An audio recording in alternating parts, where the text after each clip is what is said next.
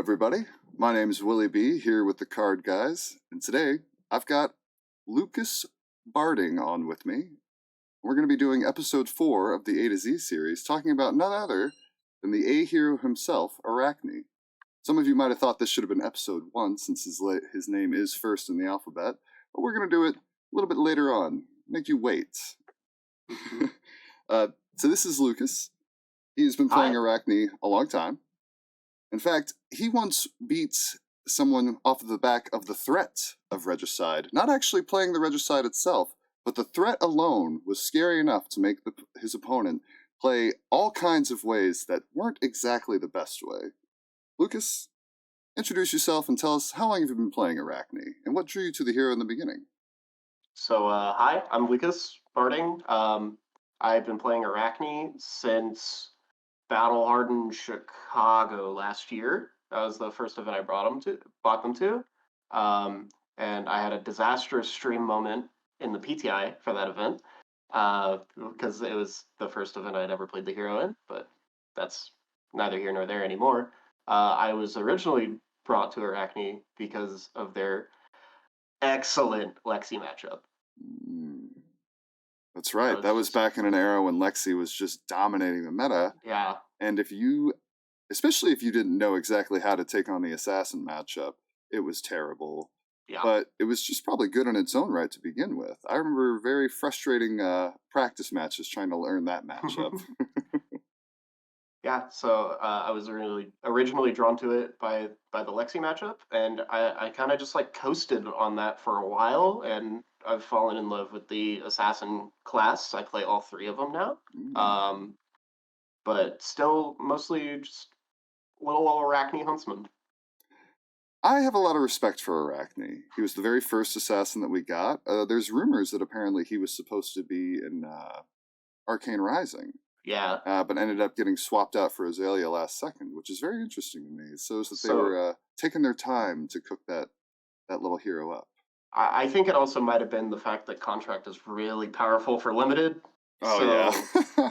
they might have moved them to the supplemental because like imagine just like your deck is like 3 Plunder the Pores and a couple Annihilate the Arms Unlimited. You're super duper happy. You know, like Critical Strike and Wounding Blow are already good. So this is back when you could fat deck too, not before Mist when you were forced to run a 30-card deck. Oh, probably a nightmare. He probably would have just been de facto best deck just through the form of good blocks and milling cards off the top. Yeah, all your cards blocking for 3 and accruing additional value as well. Like that's probably what kicked them over to Dynasty. And your Twitter handle is @Wukey @WUKEYY. Are there any other social media platforms that you'd like to share or anything like that? I do have a Twitch. It's linked in my bio for Twitter. I rarely stream, but I'll tweet about it whenever I do, and it's usually just playing Fab anymore. So, all right, cool. Follow me on Twitter and keep a lookout for my streams. Honestly, it's a very fun person to follow on Twitter, too. Whenever there's assassin news, Wukey is on the scene. I'm kicking, yeah. All right, so I figured now we should introduce the style of the deck. We were talking about this beforehand, but there's either like Arakni that's hyper-focused on attacking the current meta, or Arakni that's maybe a little bit more evergreen, that's always going to be, a viable version to play this hero. What have you decided to bring to us today? So I aimed for a little bit more of an evergreen Arakni. I have to admit I haven't been iterating on Arakni too terribly much. I've been playing a lot more new in Azuri and testing for LL coming up. But I wouldn't be like disparaged bringing this exact 80 to like a calling or something, which is something I would do. But yeah, I decided to focus in more on the contract cards because I think they are really powerful.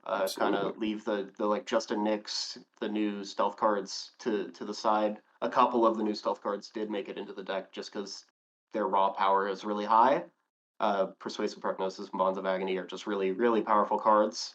Bonds of Agony. Oh, there it is. Yeah. Oh, yeah. Now, I do question, these are the ones that care about having, I guess just the one, multiple attack reactions. what is usually the 3 attack reacts that you play to get a bonds to fire off? Is it So usually black you do tech, have maybe flick three, knives? yeah, you do have 3 attack reactions in your equipment. So you I have forgot mass about Master perdition, black Perdition. tech, Ha! yeah, flick knives. What Like you have a all of juicy little those. treat. So like sometimes you can fire it off with just a shred in your hand or just a razor reflex. If you are planning towards that, like it can be really, really relevant, like specifically in Kano, because Bonds of Agony always shuffles their deck on hit. So you can ruin their stack that way. Ooh, that's pretty fun. The Bonds is more face up, and there's something I've noticed playing a lot of Bonds of Agony decks, because both Azuri and New play Bonds of Agony pretty well. People are super scared of this card, Oh yeah. and they just put cards in front of it. And sometimes you attack for 1, you have 2 cards in hand, and they give you 6, and you're like, all right, Arsenal pass, and you're just happy with the interaction that happened. I love the idea of that because I've played Azalea mostly these days, so I usually just say like, Bonds, Whatever. do your worst. But Yeah. if I had the opportunity to like block, I could see myself very easily seeing Bonds of Agony being like, oh god, I have to stop that. Where like, potentially maybe you didn't even have a plan for it. You were just like, give me cards, please, and then they do. Yeah. I love the sound of that. That's great. And also, like, it is a genuine high if you resolve Bonds of Agony and you have a contract card on the chain, because that will trigger your you'll just make contract. For so every much card you silver. banish, you make a bunch of silver. And that Mask of Perdition will come right back. Yeah, that mask and that black text will come right back. And Heck yeah. every time you make 2 silver, you gain a life. So that lets you tank up a bit in some of the faster matchups. And the 1 extra block can be really relevant to people like New, so you can block their Beckoning Blade or cover up a Leave No Witnesses or Surgical Extraction. Now that's cool to hear you say about gaining life off of 2 silver. I was about to question, like, but you're not playing any of those new gain life attacks except for this one. Yeah. But every you're 2 right. silver Every equates 2 to a block, silver so. is a piece of armor, so it is like gaining life. That's super cool. I like that New has kind of taken that in a different way, because she doesn't quite use the armor that the other assassins use, to the same degree at least. So very cool. Good analogy. I really like the way you put that. Yeah. Moving right along. So,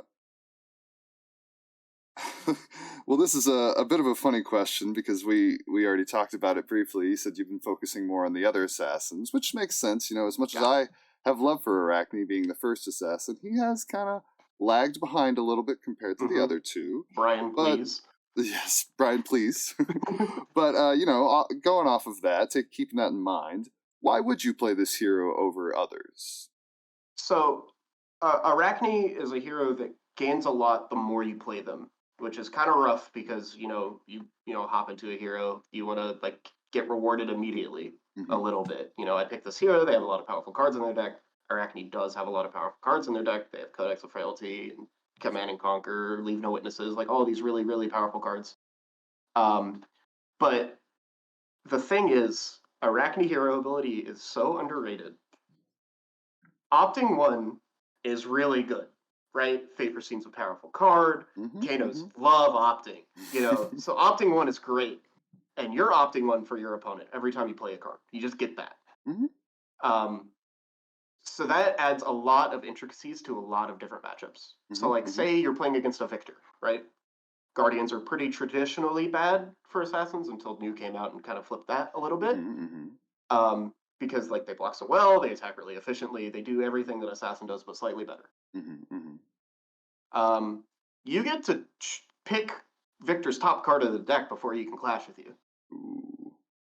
So if you like attack him with Leave No Witnesses and you leave, Test of Strength on top, he's going to lose the clash. That's pretty good. And he'll have to spend a gold. And if he spends a gold, that's either 1 less might token he's making later off of cast homes, or that's just 1 less golden sun he can swing at you for 10 over.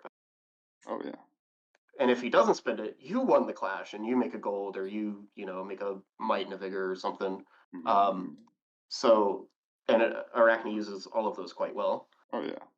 So there's those intricacies. There's also like the assassin mirror is now a lot more common with New being played. Knowing 1 card in your opponent's hand on their next draw up is really good. That's pretty good. Because there's a lot of blocking in the assassin matchup. you know, you have all of these really powerful on hits. Arakni has contract cards. New doesn't like losing cards out of their deck. So there's a lot of blocking. And if you know what one of the cards your opponent is attacking you with, that's a lot. Because a lot of Assassin comes down to this hidden information game. It's like, oh, does he have a shred? Oh, do they have a venomous bite? Oh, is there a Justinic? Like all of these little intricacies that you have to keep in mind. But you could just know sometimes, which is really, really big. That's fantastic. There's also just the fact that you can hide cards away from your opponent. Oh, I see a Blood Rush Bellet. Let's get that to the bottom of the deck. I don't want to play against that next turn because the KO opponent will just not block, and then they'll send a Blood Rush Bellet. Yeah. But now they don't get to. That's an interesting way to look at it. I learned that lesson the hard way once. I was playing Prism into Arakni back in the day. I think it was Blitz, if I remember correctly. And my Arakni opponent kept putting the cards to the bottom. I was like, they must not satisfy like his contract, so he's putting it to the bottom to get it out of the way or whatever. It's like, no, after the game, after I lost, I was like, why'd you keep putting stuff to the bottom? He was like, oh, I kept putting your yellows to the bottom. And the whole game, I had a horrible time finding Go again off of my Luminaris because I never drew any yellows. And I was like, that's pretty cool. Just stealing my Go again synergy just because you get to bottom cards. Like, yeah, cool. So like when Katsu was still in the metagame or Fi were still in the metagame, rest in peace, those guys. I would bottom blues a lot. Their turns don't really operate without one blue. So, and against like Azalea, I bottom arrows all the time. Oh, nightmare. An Azalea without an arrow, what will they do? Nothing usually, unless they get real lucky. Yeah, like knowing the top card of your Azalea opponent's deck is really powerful. Knowing the top card of your opponent's deck is really, really good. And you'll also come to develop the skill of counter pitch stacking. You'll learn their pitch stack just by playing this hero a lot. And so you can kind of try to disrupt it. Yeah, that's cool. I would love to see a 5-player like lose to you potentially and walk away from the table like, oh, I just never drew a blue, you know, all my hands were all red. And it's like, that might have been by design. Yeah. That's great. Alrighty then. So let's talk about the main deck, the 45 cards or more that like are always going to be in. Like, what synergies do you think they share that really kind of make them shine above other options? Okay, so we got our contract cards, right? We're playing a bunch of them. We want to use this hero ability. Hero ability's good. We just went over that. You know, the hero ability's great. So we're playing a lot of contract cards. We're playing Cut to the Chase. It buffs contract cards. It's one of the most efficient buffs in the game. 0 cost attack reaction, +3, blocks for 3. This card's fantastic. It also lets you dig a little deeper. It's another Arakni hero ability. It's part of one of your better 2-card hands. Just like leave no witnesses, Cut to the Chase. You know, that's a powerful 2-card hand.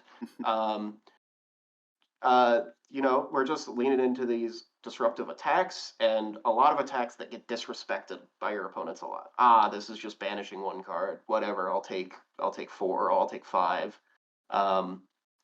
So we're just leaning into a bit of a numbers game. You know, we're playing a little bit of heavy hitters. All our cards are blocking for 3. They're attacking for 4. We're trying to add to 13. You know, trying to hit that invisible, that magic number, that magical 13 number. And then we kind of sculpt the rest of our deck around the matchup, obviously. But we're just playing a lot of powerful cards in our main deck that synergize well when our opponent blocks worse because of Spider's Bite or Scale Peeler, or Nerve Scalpel even. The only card I'm really not entirely sure about in the main deck is Already Dead. I think it has a really weird place in the metagame. It doesn't make silver a ton. It's there's not a lot of like blocking equipment right now that, you know, sticks around. Like not a lot of temper stuff, not a lot of battle worn stuff. It's a lot of blade break.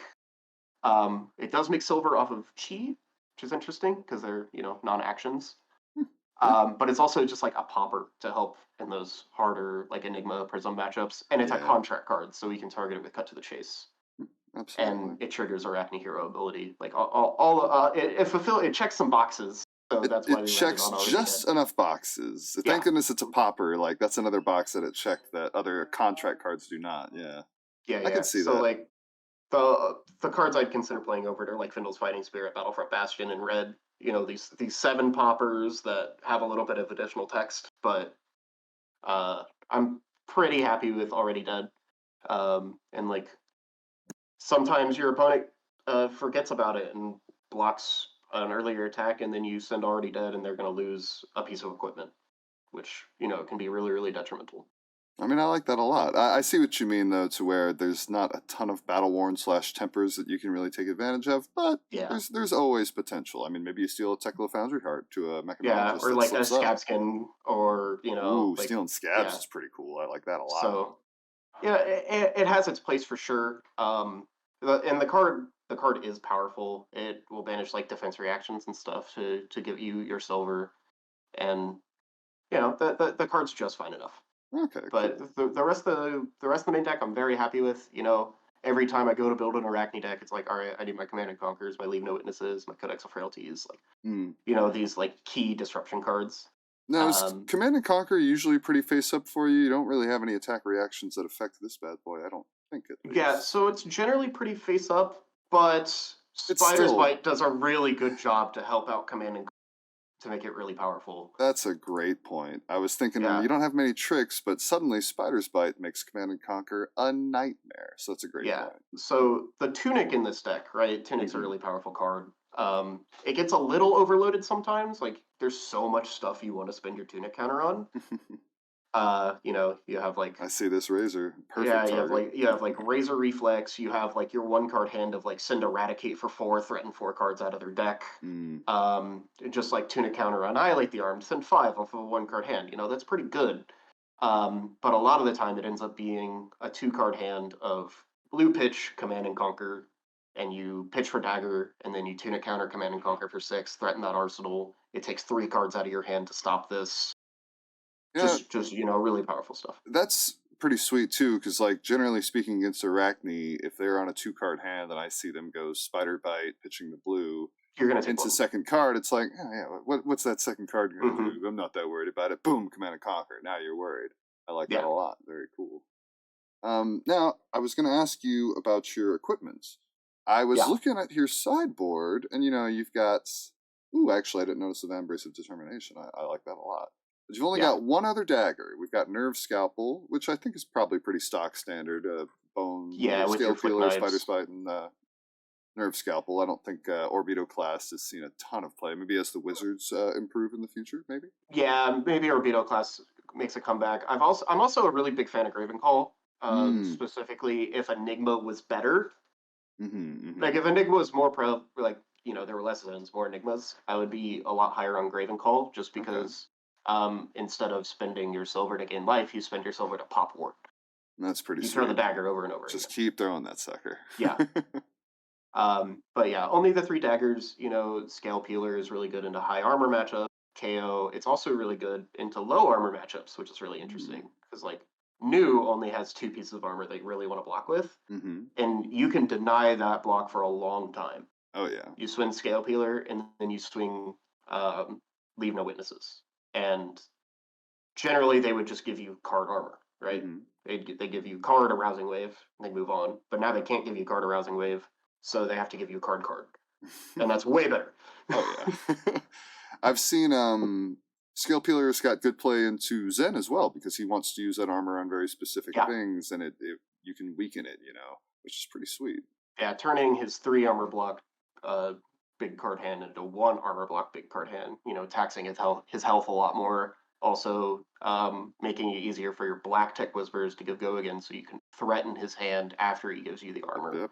Threaten that Yeah. disruption. Maybe a leave no witnesses that he would love to block with armor, but Scale Peeler says no. Oh Hmm. yeah, that's great. All right, cool. The equipment in the sideboard. Do you want to cover that a little bit? Yeah, so I landed on AB2. I'm unsure if it's correct. Okay. Obviously, most assassin players are like, Kano is unwinnable. I'm not going to tech for it. I mean, the Azuri that won the Pro Tour played AB0, you know? Yeah. I think any number of AB is correct right now, Mm. which is really weird to say. I think AB 1, 2, and 3, and 0 are correct. It just depends on your playstyle. So Okay. I generally think the Kano matchup as Arachne is very fun and very winnable Mm. for both players. I think it's close to 50. Um, I landed on AB2 mostly so I could play the Vambrace. Mhm. and the balance of justice. I think both of those pieces of equipment are very, very good in the matchups that they're good in. But AB2, it covers just enough of a spindle to where you don't really feel terrible about taking the Aether Spindle, and then you still have the curve of like Blue Pitch, AB2, Oasis Respite to help cover up on those big turns from the Kanos. I think AB3 is reasonable. I think AB1 is reasonable. I think it's reasonable. I just generally like to tech more for the Kanos because I have more in my area. And you should stock up on AB now because Wizards are on the way. So just get used to, lacking three more sideboard slots in your deck because you're probably going to have to be playing more AB here soon. Now, is there a bit of an interesting dance with Kano when you, go to look at the top card of his deck? How does that timing work? Does he have to decide before you get to look? So you attack, and there's a trigger that goes onto the stack. He can respond to this trigger to activate Kano, do all his instants and stuff. There's also a really interesting game that you get to play in reactions because both Cut to the Chase and Coercive Tendency interact with the top cards of your opponent's deck. So you'll get into this dance where you're ABing a lot, but you're pushing damage through your attack reactions like Razor Reflex and Cut to the Chase. And you'll get to this point, all the Kanos like to wait till you're presenting lethal. You'll attack, and you'll Razor Reflex, and then they'll try and go off in response. And then you'll play Coercive Tendency and rearrange the top 3 cards of their deck. Which you don't really need a scientist to know that's really devastating to Kano trying to kill you. Especially the top 3, that's great. Yeah, and you banish one, so oh, even better. Let's talk about Coercive Tendency real quick. This is the newest spice for Arakni, I should say. And I'll admit to you, I've read it a couple times, but I don't fully understand its depth or its its interesting uses. That use case you just talked about against Kano is actually pretty sweet. I like that a lot. Yeah, so I play a lot of Assassin, and all the Assassins other than Azuri have weird things they can do to interact with Kano on their turn. Like you can activate new ability, banish the top card of their deck. But Arakni has Coercive Tendency, and Coercive Tendency is a powerful card. Sometimes it's just a targeted banish. You just banish. You look at the top 3, you banish the best card out of their deck. Whenever it does trigger and give your contracts go again, you can play these little mini setup turns where there's some matchups that I deem kill matchups where you can't do the general Arakni game plan of I'm gonna fatigue them. You have to kill them, like Victor. You're not gonna fatigue Victor. He will fatigue you. You have to kill the Victor. So sometimes Victor will just swing a card that has no text.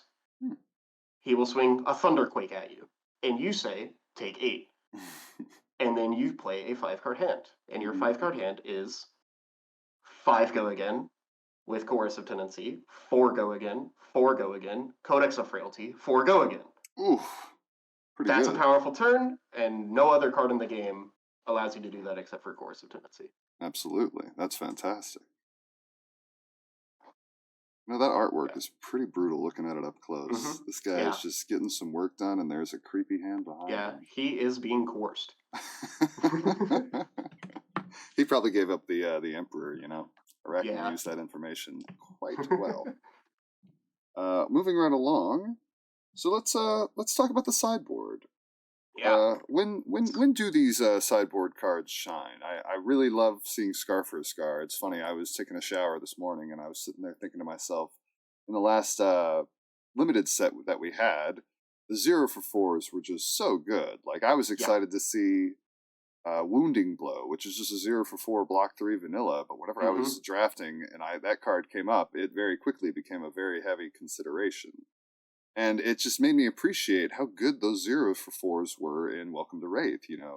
Scar for a Scar is nuts because manipulate your health, boom, you've got 0-for-4 go again. Snatch was nuts. It's just it's cool to see certain heroes still taking advantage of cards like Scar for a Scar, and to that effect, Razor Reflex as well. But anyways, so when it comes down to it, you don't have very many choices for go again in this hero.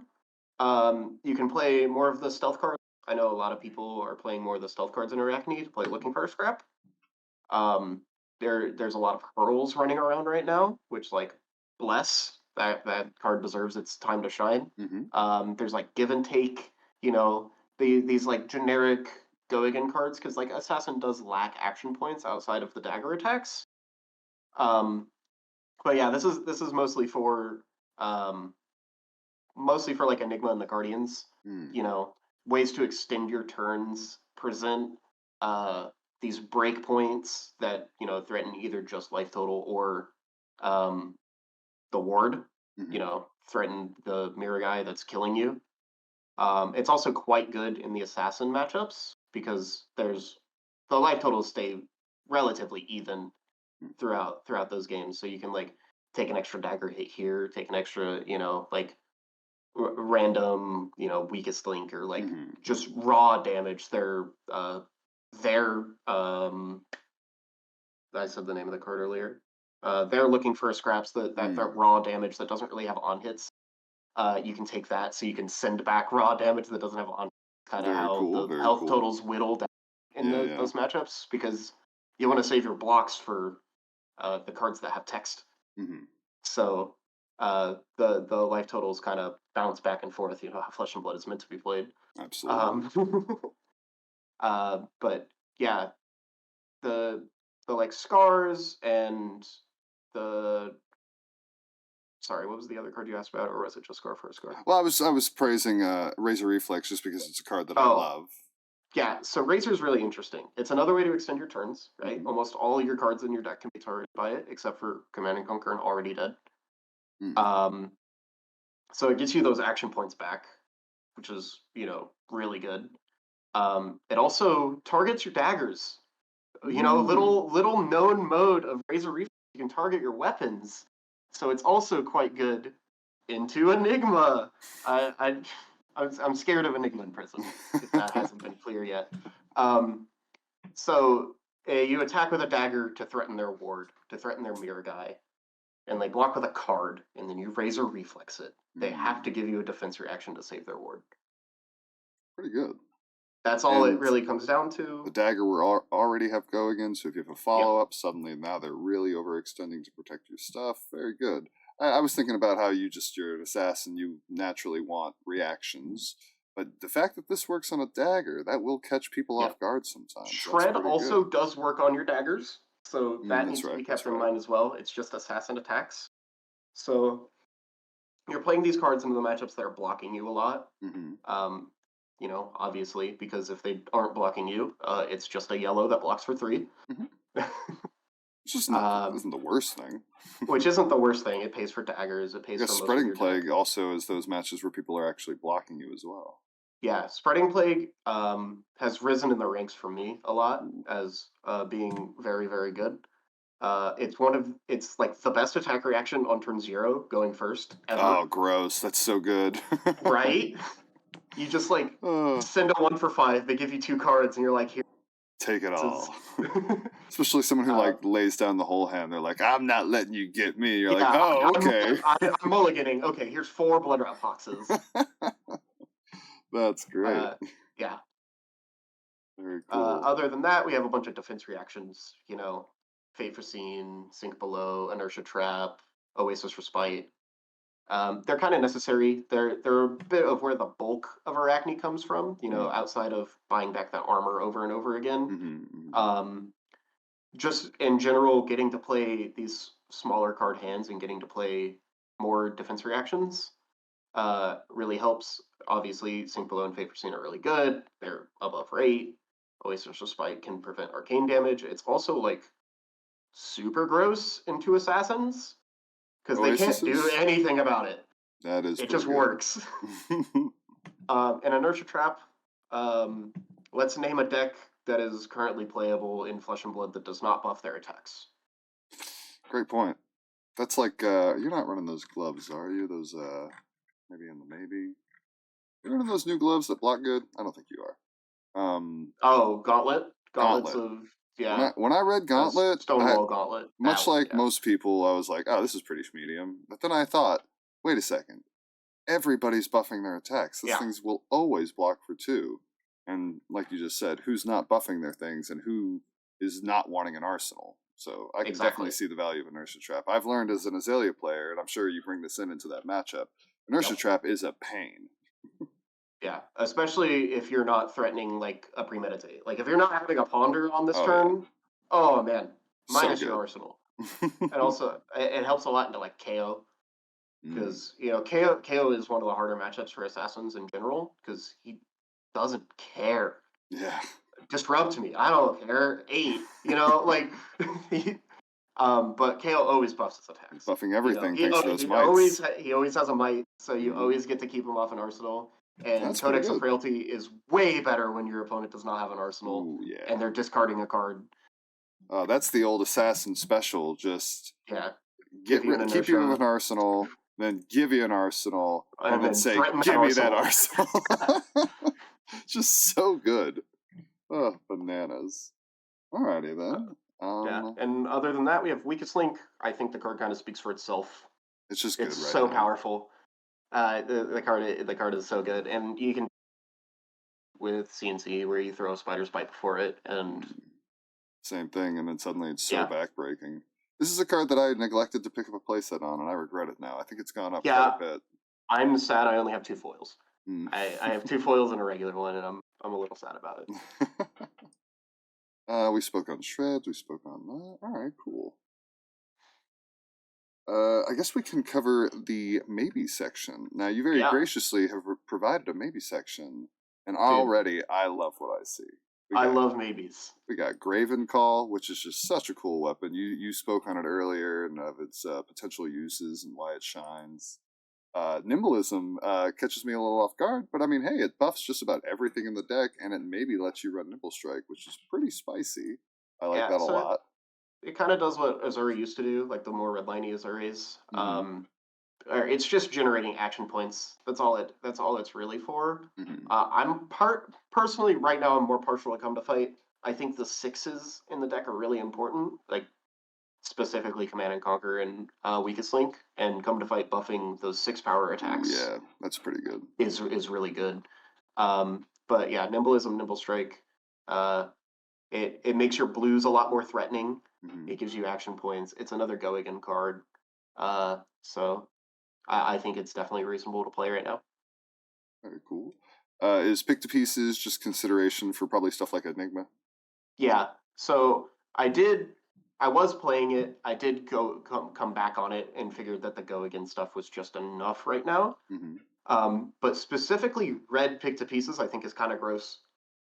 You see blue pick to pieces in like new and Azure. Mm-hmm. They have stealth synergy where Arachne doesn't. Yeah, But red pick to pieces is a breakpoint whenever you activate the attack reaction. absolutely. And the end of your turn, you play a bunch of go again cards, and then you play Codex of Frailty, and you pick up red pick to pieces, and you like activate Mask Partition because you have these free attack reactions in your equipment to clear their board that they just spent their entire hand defending. Is really powerful. Oh, yeah. Very cool. Are there any other standouts that you would like to focus on here? I see we got the other gambit of shreds, but I understand why you're only on the yellows in the main deck currently. Yeah, so like yellow or blue shred is a bit risky right now because of new. Shred is so good in new, especially when they're your shreds. Oh yeah. Red shred would come back if like Victor and more defensive decks became more prominent. You know, just fully parrying their D-reacts and their block cards. Yeah, shred a whole test of strength. That's pretty nice. Yeah, or the whole sink below. That kind of stuff. And then there's like Sigil of Solace. If you find yourself IPing a lot, which Arachne does quite a bit sometimes, if you like underestimate or overestimate what your opponent's going to do on their turn, so you like hold an extra card to block with. Sigil of Solace is to the rescue, helps you not IP. Absolutely. The card is quite good. The old reverse head jab, I used to think of it. Yep. Tuck that in the arsenal, beta CNC, that kind of stuff. So good. That's so fun when you get to do like, yeah, no blocks, so like get rid of your arsenal. Yep. I'll heal instead. I'll get rid of my arsenal actually. And then there's just like that all you got is really good into Zen, the assassins. Oh, absolutely. You know, just blocking their daggers or a crouching tiger or something like that, drawing a card. It's the same thing with Findle's Fighting Spirit and Battlefront Bastion. Mm. They also have the advantage of being 7 attack, and so they're poppers. They attack well, good 2-card hands. Battlefront Bastion, I think, is a little bit better than Findle's Fighting Spirit right now, specifically. A smidge, yeah. Because you can block Kakara and the Crouching Tiger that comes after it, or potentially 2 assassin daggers, whatever it may or be. both. Yeah, both daggers. Or the dagger, and it helps you cover up the Leave No Witnesses that comes after it. That's great. Yeah. Codex of Bloodrot is a card that I think is really interesting right now. Just donating Bloodrot to your opponent and making a Ponder token is a good effect, as it turns out. And That's... you can do... Go ahead, sorry. You can do interesting things like turn 0. If you have a CNC or a Leave No Witnesses, you can force them to put a card in Arsenal.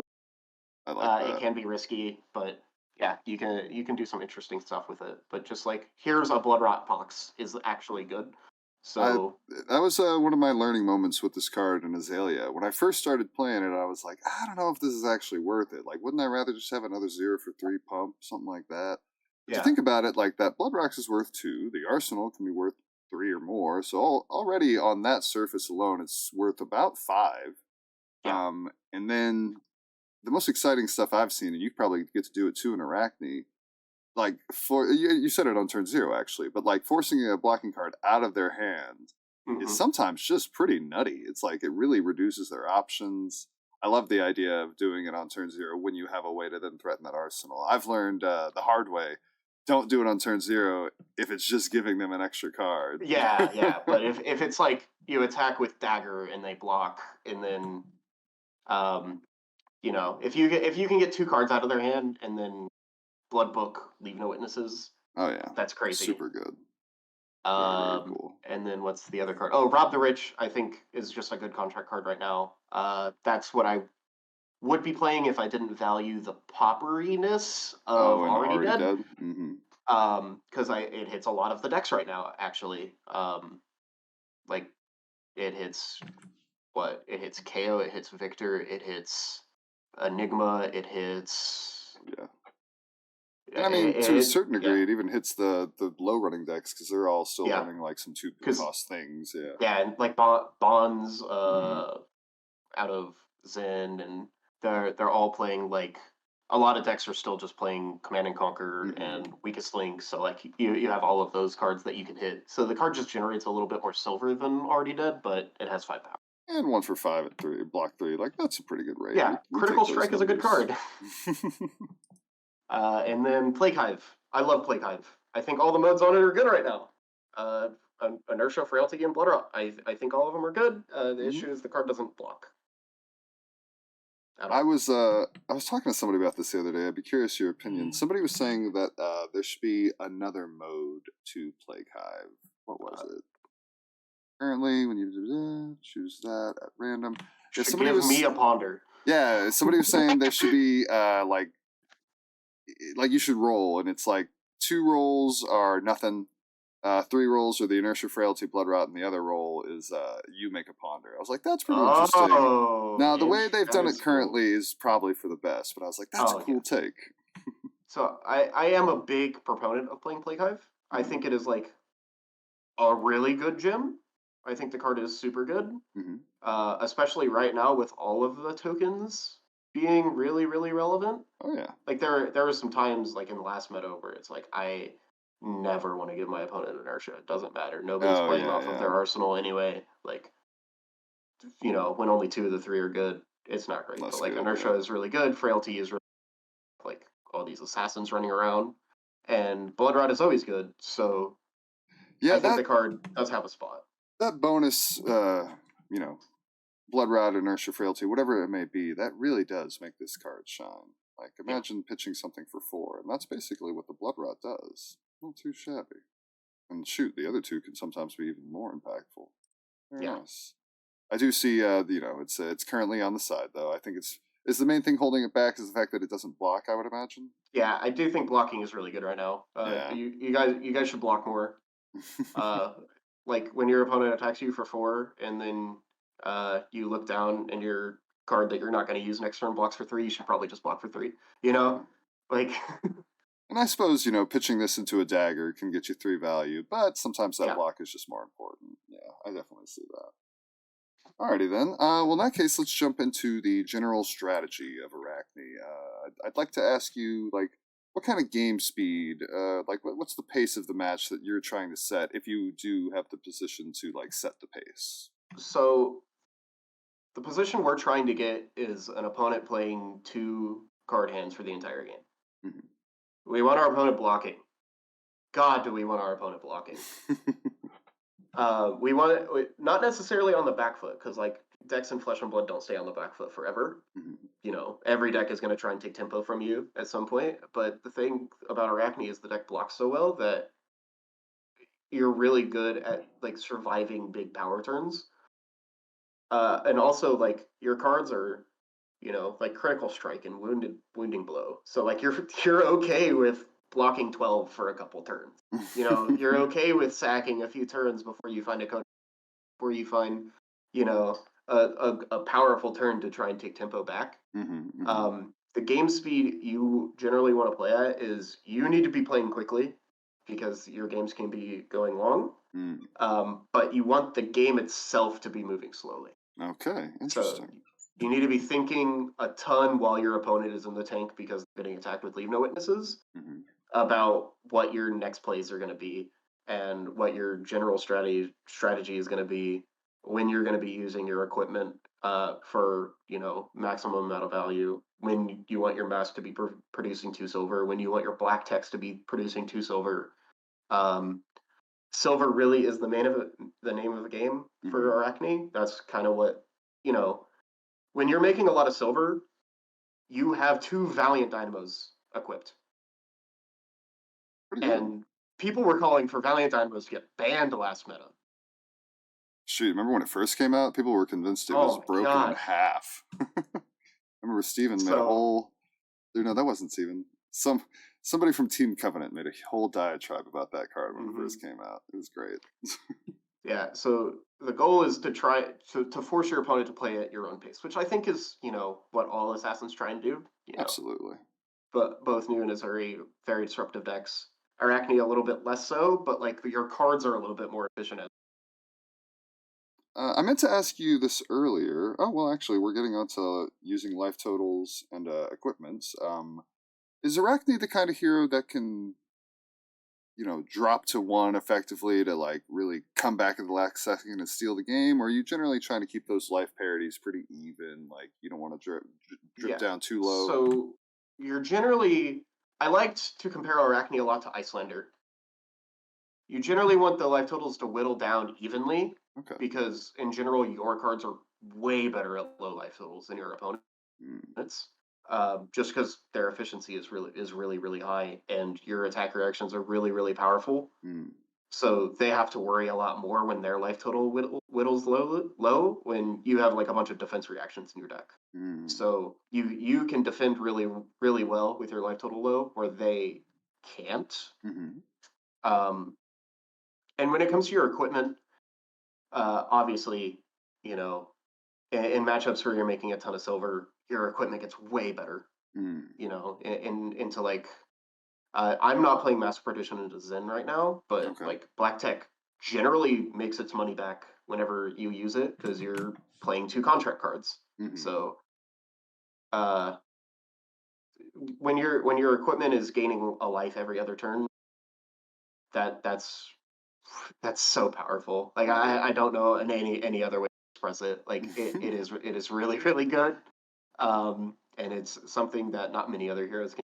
So Now, flick knives, I meant to ask you earlier, is it generally speaking going to be reserved for like, bonds, or are you always looking for that window where you can flick the right knife to try and get an on hit through, stuff like that? yeah, a lot of matchups. I don't know why I put Scale Peeler up front. It should be Nerve Scalpel in like the main deck. Yeah, yeah. Um, but you are trying to snipe defense reactions with your Nerve Scalpel. Make it really awkward for your opponent.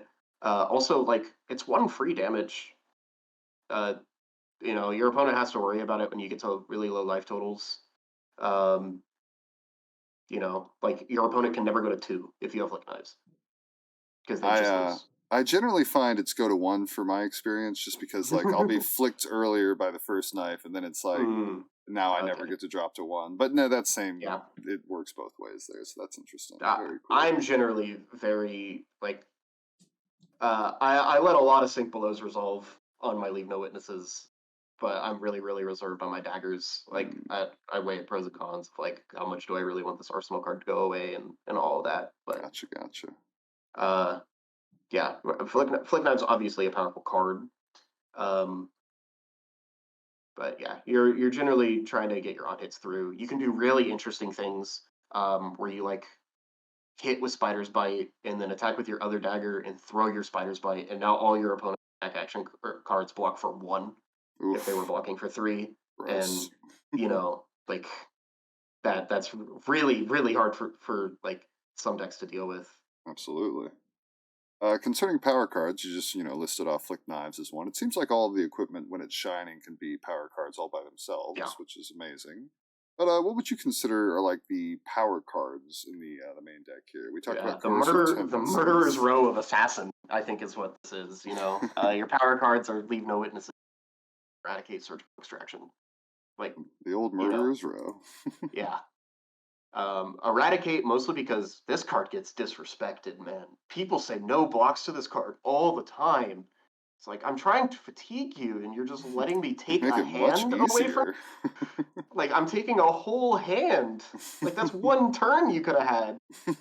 On top of like, if I cut to the chase, that's 7 cards. Oh, gross. That's like 2 turns. That's like 2 turns. But yeah, obviously, you know, Assassin has access to a lot of powerful cards. Mhm. uh, Codex of Frailty, you know, being the star of the show, this card is ridiculous. So good. Generally around 9 value when you play it raw, which is crazy, and that's not even thinking about when it's like its best, when your opponent is discarding a card and hmm you're connecting with the command and conquer you just got. Oh, then Like it's even that's more value. Yeah. yeah. Oh, that's very cool.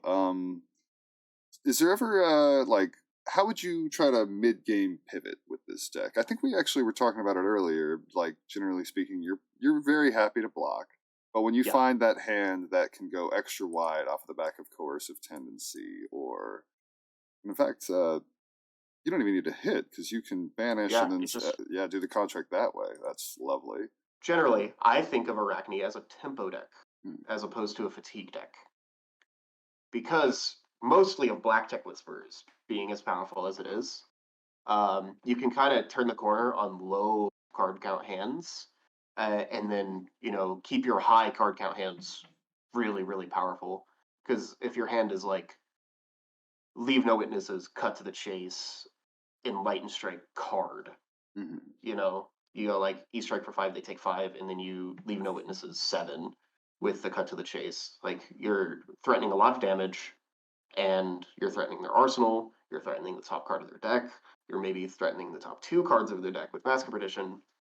Um, the deck outputs a lot more damage than people give it credit for hmm because they ignore a lot of the cards.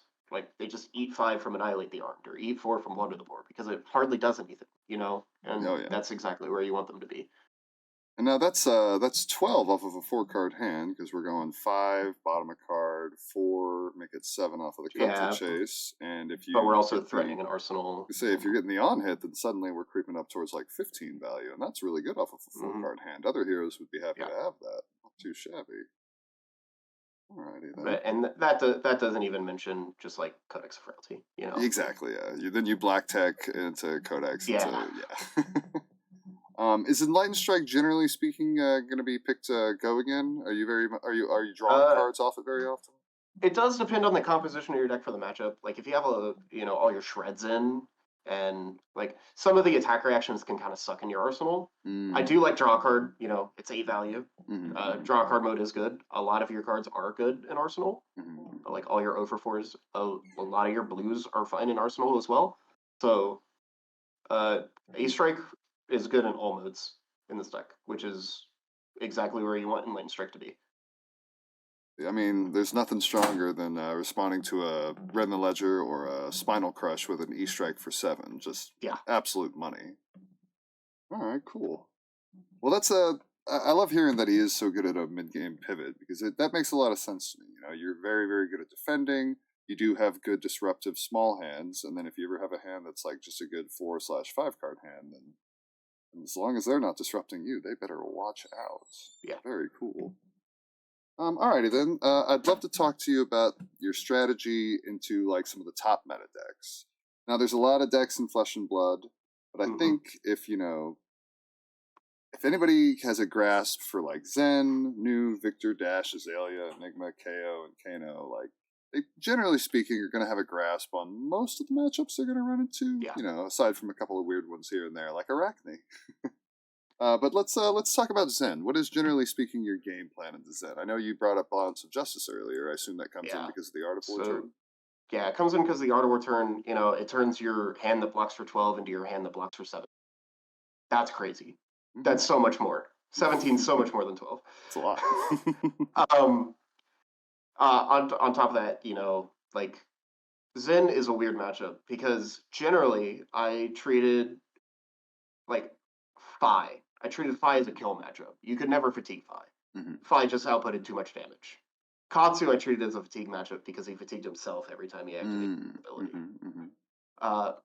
Zen not only does more damage than Fi, but also doesn't really.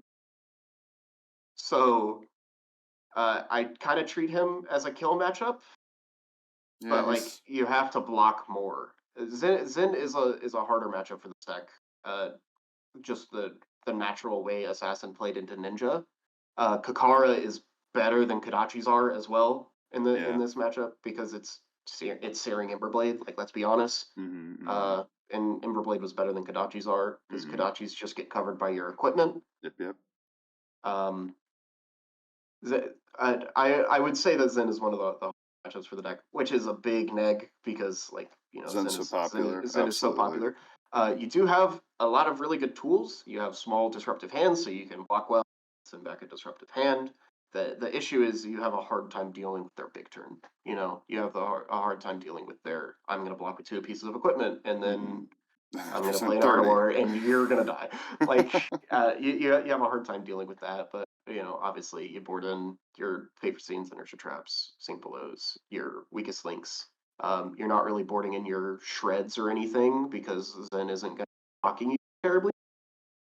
But yeah, you're going to board in a lot of your defense and trying to swing for the fences. I suppose you could use Shred to try and destroy their armor when they're trying to, not destroy it, but like get the armor block out of the way when you're being disruptive, like maybe on a weakest link. Yeah. But like you said, they're not blocking enough except for that one turn, and if it doesn't line up, it doesn't line up. Yeah, in general, I think Zen, what they're supposed to do into Arakni is just play a really, really good 4-card hand every turn. Yeah. Try and not keep an arsenal too terribly much because that's where most of Arakni's disruption aims is the arsenal. And then, you know, swing for the, kind of do what Fi did, where you just like swing for the fences with a 4-card hand, and then on that turn where you're gonna set up, you know, arsenal on Art of War or something, and then block with your armor and blow the Arakni up. It is like the unfortunate state of Arakni is that they're not disruptive enough to tangle with Zen. Like, they don't have Mask of Recurring Nightmares to just say, no, you give me a and they don't have Isolate to swap into a disruptive attack. Absolutely, yeah. You're a lot better into the more mid-rangey decks than you are these explosive decks. No, that makes a lot of sense. That's reminiscent of the Zen or the Fi matchup back in the day into Arakni. When I first fought Arakni with Fi, I was trying to respect their attacks more, kind of treat it like a Dory and like block and, you know, land a good sink below, and I lost every time. I was just running out of cards. Just ignore what the Arakni's doing. But yeah, the only card Arakni really has is Codex of Frailty. I guess Persuasive Prognosis as well now. That's a newer card that also disrupts the hand on a low card count hand. It's just Surgical Extraction, a little harder to line up. Yeah. because it costs 2. Like the deck isn't too heavy on blues. But I But suppose if he doesn't get rolling fast, and like yeah, your weakest links line up, and your persuasives, and maybe oh, they're it, trying it to is set up, certainly like it's winnable. I just think it's Zen favor. oh, absolutely, Um, yeah. That's good to hear. There's a game plan. It's just Zen is so explosive and so yeah, fast. the If game Zen, plan is like hope they don't transcend in the first few turns, yeah, and hope yeah. they present Zephyr Needles into you. Oh yeah, you'll block those. You'll block those all day. Oh yeah, absolutely. Moving on to the next Mist Hero. What do you think about New? Is there anything that you do for that game plan at all? So I love the matchup. Ooh. Maybe it's the little masochist in me that wants to think for 45 minutes straight. But I love Assassin Mirrors. I think they're really and a lot of fun, and Arakni favorite in general. Ooh, very cool. So there's this interesting thing about Arakni hero ability, top card stack every turn. Mhm. And even if you're not hitting and banishing a card with your contract cards, that just means you know a quarter of their hand. And when a lot of the matchup is based on deception and gauging whether or not they have attack reactions or not, that's really important. Like if you see a venomous bite on top of their deck, Mm. you know that they have a venomous bite in their hand now, and you Yeah. can play your turn accordingly. That's so good. Where they Absolutely. might not know you have a shred in your hand, or they Mm. might not know you have a course in your hand Mm-hmm. because they don't get to look at the top card of your deck. Very cool. You also, in general, play more D reacts than they do. Like you're on, you know, 8 D reacts and 3 Oasis for spite, So you can play around a which lot of those reactions quite which is a effectively. lot of defensive tools. You have the weakest link, you have shred, you have just you have a lot of tools to win the matchup for sure. Mm-hmm. And while they are better at taxing your hand, mostly because of Mask of Recurring Nightmares, um, Mask of Perdition gains a lot of equity in that matchup, especially if they present Beckoning Mistblade. Mm. Because it just one for ones with Mistblade every turn of the game. Oh yeah, that's great. That thing will never hit. It never hits. You Well, have 2 Battle Worn equipment that you can buy back over and over again. So Well, that yeah, is a very exciting thing to learn. Everybody is pretty much of the consensus that Arachne is perhaps the weaker of the assassins, but it sounds like against the other assassins, he's got some pretty good game. That's pretty yeah, exciting. it's one of my favorite matchups in Flesh and Blood. Heck yeah, It generally comes down to the last few cards in either player's deck, very but cool. I do generally think that it's Arachne. Also, on top of that, contract cards are just so good in value matchups. Oh yeah. Like they're just so good. They always get a card no matter what happens, and sometimes they deal damage too.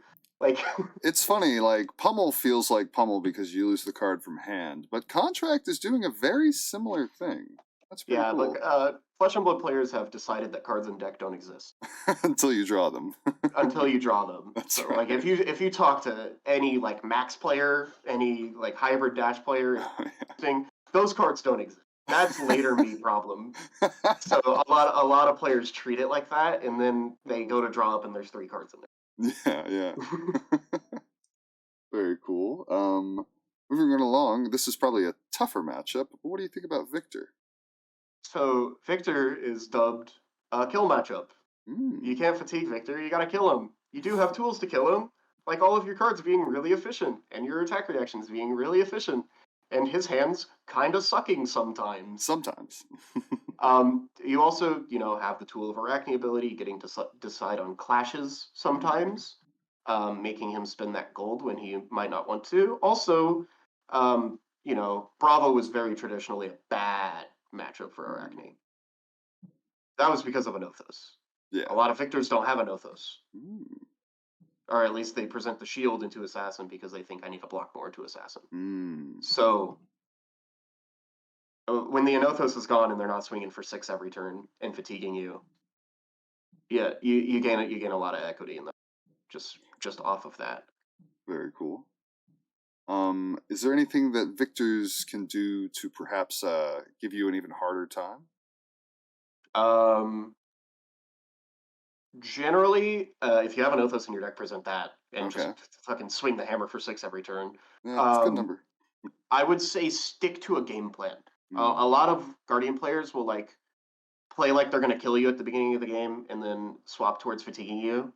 Just keep trying to kill the Arakni. Yeah. Arakni is really good at adapting towards game plans, but like if you're gonna pick a lane, you gotta. You know, if you're gonna present Snapdragon Scalers and Crown of Dominion, don't try and fatigue the Arakni. You know, stick to the game plan that you sideboarded for, and it'll generally work out. It is a really hard matchup for, especially if your pummel CNCs line up, which is the most detrimental towards Arakni because they do play a lot of defense reactions. But you know, also be really cognizant of what the Arakni is doing, because one of the interesting things about the Victor Arakni matchup is the Arakni can decide how much damage they take a lot of the time, because you're not really being evasive with your attacks. Like Bravo, you had Bravo ability where it's like this attack is dominated. It's coming in for 11. Victor doesn't have that. You know, he has Golden Sun, but my deck is full of reactions. Yeah, so I can just block Golden Sun. That doesn't really matter.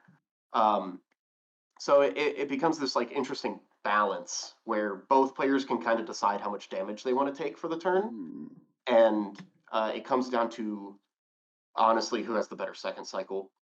As Arakni, I would highly recommend pitch stacking your Codex of Frailties, not playing them first cycle at all in the matchup. Pitch stacking, cut to the chase, eradicate, or cut to the chase, leave no witnesses together. Just to like have these really, really powerful second cycle turns or hands, and playing your normal contract cards the first cycle. So like your Annihilate the Arms, your Plunder the Pores, that kind of stuff, just to kind of get them out of your deck and threaten the victor's deck size. Interesting. I like that a lot. So not necessarily easy by any means. No, but... it's not an easy matchup. You have to know how to pitch stack, which is a big hump for a lot of Flesh and Blood players. But it is definitely winnable. It's not as bad as the Bravo matchup was. It's just like it's really dependent on the top card of their deck, which is kind of rough, you know. Like if you're controlling the clashes, you know, you keep seeing Test of Strengths or Pummels or like these cast homes, like these non attacks on top. Probably of your deck. Doing great. You're doing great, but if you keep seeing Macho Grandes and Chokeslams on top of their deck, it's a lot harder. Yeah. Okay. Let's talk about Dash. Now, if I had to guess, I feel like you're probably trying to fatigue both versions of Dash. Am I right? Not Dio, but like Turtle, like build the Dash IE. Yeah. Yeah. So if they're building the pistol, you gotta kill them. You gotta kill them, but you're also gonna like maybe banish some of the items off the top. Yeah. So you can banish the items. You can also bottom their blues. Their deck sucks if it doesn't have blues and they're trying to build a pistol.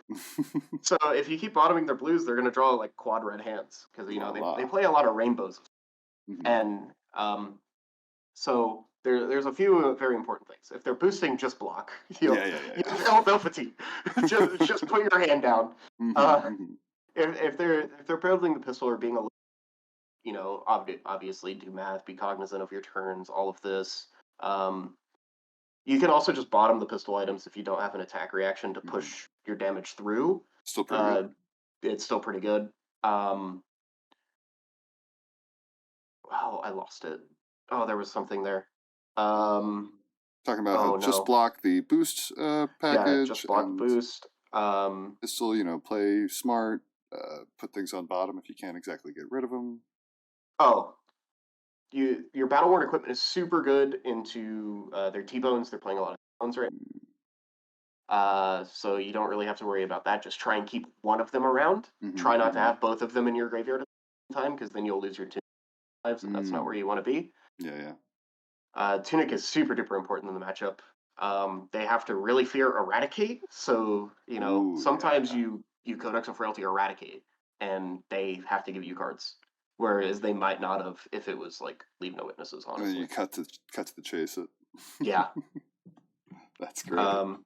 But you're generally going to be lower on your defense reactions. Maybe you'll just be playing like the 3 Sync Belows or something like that. Generally, they're going to be the ones blocking if they're trying to build the pistol. But yeah, I in general really like the dash matchup. I think it's good for Arachne actively. Absolutely. Because both of Dash's game plans either A, take a lot of time, or B, delete their deck. So Both good for you. they're both good for you. Concerning Azalea, I feel like I can maybe speak on this one a little bit. You spoke on it earlier, like being able to just bottom arrows, it makes it that much harder or that much more likely for them to have a no arrow hand, which a no arrow hand that can't be fixed can sometimes be game losing. Like just passing and doing nothing off of a full hand is really quite terrible. So that's pretty good. You've got the D-Reacts, you've got some disposable / renewable armor, so generally speaking, you can block pretty good. Are there any other rules of thumb that you have for Azalea?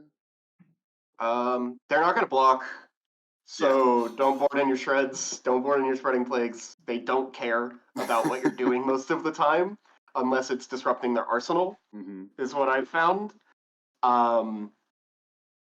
But yeah, target if you're going for like the big banish plan, banish their buffs. There's generally less buffs than arrows, so or the arrows are way less threatening when there's less buffs. Yes, absolutely. Because like 5 dominate is nothing. 11 dominate is way worse. Oh yeah, for you. So if you're like going for like I'm gonna target these cards and banish them and push my attacks through, you want to keep targeting the buffs over and over again because the arrows suck without the buffs. It's kind of like Runeblade, where you like pick a card type at the start of the game. Card type. So you pick a card type and basically focus on that. Yeah. Okay. But generally, you're bottoming the arrows because their hands don't operate without the arrows, so you just end up banishing more buffs overall. Okay. Obviously, it's dependent. If you're trying to make silver and you're attacking with Annihilate the Armed, you should probably keep an arrow on top. Yeah. Other than that, I think it's a favorable matchup. Sometimes they can just like send 8 dominate every turn, and you can, but it's. I think it's a fine matchup. I think you're pretty good into it. You can play aggressively, you can play defensively. Like you can play exactly the game plan that Arachne wants to for the entire game. It sounds like that should be fine for him. Azalea can always just do the Azalea thing and send way too big of a dominate every single turn, and that's probably pretty tough. But outside of that, probably pretty good. Yeah, I mean, if they're having even a couple anemic turns, I think you should be winning the game. And then we spoke on Enigma earlier. I know you bring in the Vambrace and stuff like that. Is Shred shining in that matchup to like try and shut down D-Reacts and stuff like that? Yeah. So Shred shines in that matchup. I mean, it does the same thing that like Razor Reflex does, where you can target your daggers or target other attacks. You're mostly just boarding in all your attack reactions and Gogan sources, and you're trying to push as much damage as you can. This matchup's hard. I mean, it's not as bad as Dromai was, which is good because you're attacking your opponent. You're not attacking their things, but you're attacking their things by proxy. Yeah.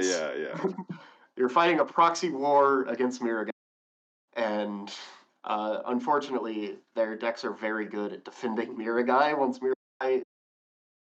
Yeah, once Mirror Guy's out on the field and being a problem, they're good at protecting it. That's concerning some potential cards of the future, do you ever think we'll get an Assassin Dagger that says no prevention, or would that be too good?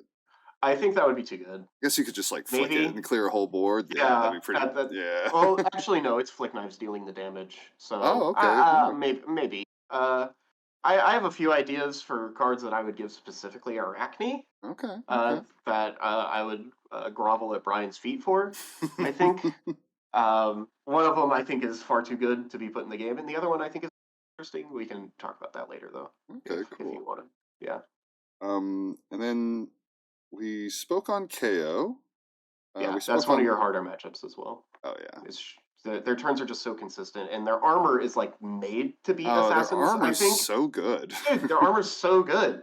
It's crazy. Like, Fleshbag is amazing, but like all of it's good. But Fleshbag especially, like, gross. Yeah. So KO's a rough matchup because even when you're disrupting them, they send back swing big. Like, and then that's not even to count like the Blood Rush turns, or if they're on cast bones and they damage stack you, like. that matchup's difficult. You definitely have the tools to win. You traps, and you can play these nice disruptive hands to still win the game. But it's certainly one of the harder matchups, mostly because like Arakni hero abilities kind of blink in that one. It doesn't like all their cards are the same. They're all just blue 3-for-5s that don't really do anything. Except for feed the other attacks. Yeah. And then moving on to Kano. We spoke on Kano a little bit. You bring in the AB that you've allotted yourself. You said no balance of justice? I forget. So I think Master Perdition and Balance of Justice are both good. Okay. Obviously, Balance lets you draw an extra card on their combo turn. Master Perdition lets you just high roll them sometimes and banish a second from the top of their deck. Yeah, I guess you don't have to worry about Wildfire if you happen to just banish it. Yeah. The issue is like I was playing like Slay the Scholars in previous metas, which obviously makes silver off of non-attack actions, which is fantastic. And that might make a return with Rosetta coming out. But like right now, you have like just Surgical Extraction and Plunder the Poor that's making silver in the matchup. So like I would probably be picking Balance of Justice right now because the mask doesn't get bought back as much. Gotcha. This so matchup, there's a high roll factor, but then there's kind of like a little bit of safety in that. I'm going to draw an extra card when they go off. Yeah. Okay. This matchup's really based around you drawing your attack reactions, just pushing a lot of damage through, trying to cycle through your deck as fast as possible to where you can find these Oasis Respites to, survive the wildfires. You're bringing in Razor in this matchup? I'm bringing in Razor in this matchup. I'm bringing in Shred. I'm bringing in Spreading Plague because some Kanos try and stack it. Oh, am I lagging again? No, I was just saying, Spreading Plague. Yeah, I like that. Yeah, I'm bringing in Spreading Plague because some Kanos will just try and stack you, and they'll bring in like scenes and Sink Belows and stuff. So they'll block a little bit more to get to their stack faster. It's also an attack reaction for your Bonds of Agony, which is a new tool that Arakni got that shuffles their deck on hit. Even if it doesn't banish anything. You don't gotta banish nothing, it just shuffles their deck, and then their stack goes away. Pretty good. Which is pretty good. I imagine they probably usually don't see Razor coming on certain attacks too, like maybe Leave No and stuff like that. That's pretty cool. Is the Arsenal Disruption? I mean, I imagine it is, but it shines pretty good there. Arsenal Disruption is really good. If I was playing Death Touch is a card that should have made my maybe board. Giving inertia tokens to Kano is so good. Just keeping them off an arsenal for the game is really powerful. Just like saying you have to play off the top for this game to try and kill me. Presenting your lethals, and then of course you have Coercive Tendency and Cut to the Chase to try and mess with their top card when they're going for lethal. Yeah. Well, very cool. Now we've spoken a lot on like your strategies for certain matchups. We've spoken a lot on like what makes this deck tick, why you like it. But if I was sitting down across from you, what would I maybe try to do to try and beat Arakni? Now, if I may be so bold, it seems like it might be ignore him. It is kind of ignore him. Okay. So obviously it comes down to like what your hands look like, what your opponent's hands look like. And what deck you're playing too, because like if I'm presenting, it depends on the attacks I'm presenting. If I'm making silver, if my black checks are getting bought back, how much damage I can threaten towards you, and everything. Like the deck does output a good amount of damage, a respectable amount of damage. Again, I'd like to compare it to Icelander, where it's like Icelander on the face of it doesn't really present a lot of damage, but then you're like, oh yeah, but then you fall behind, and suddenly that damage is a problem. So that's kind of how you should treat it. Like treat it as Icelander, minor disruption, a bit of damage, fine blocks. Kind of revive that. That makes a lot of sense to me. Like, because generally speaking, I think the only decks that really get to ignore Arakni are very aggressive decks that can kind of just race him and be a little bit faster than he can put up with. Yeah, other decks probably do have to engage in that song and dance, where Arakni, like we were talking earlier, if he ever does turn that corner, you could be in big trouble. Yeah. Especially with cards like Already Dead, because Already Dead is targetable by Cut to the Chase, and that's just like a 3-card. I mean, it's a 3-card 9, but it's a, you know. Oh yeah. So, it's perfectly on rate, but like sometimes you just get got by it. It's a little bit of surprise damage. Absolutely. But yeah, like the decks that can ignore you are like KOs in Azalea sometimes. These like really over the top aggressive decks. But otherwise, they have to play your game, which is nice. Very cool. I mean, assassin through and through. Make them play your game. If you do, could go great. Yeah, absolutely. And Arakni's the most flesh and blood hero in the game. You don't play more flesh and blood than Arakni. all this character does is attack and block and attack react and defense react. That is it. Hey, fundamentals right there. Yeah, you have to do math. Well, very cool. Well, heck yeah. I think that is probably all the questions I have for you today. Thank you so much for coming on. Thank you for joining me. I'd love to throw a thank you out to our sponsors, Fabric, Magnolia Games, and Dragon Shield.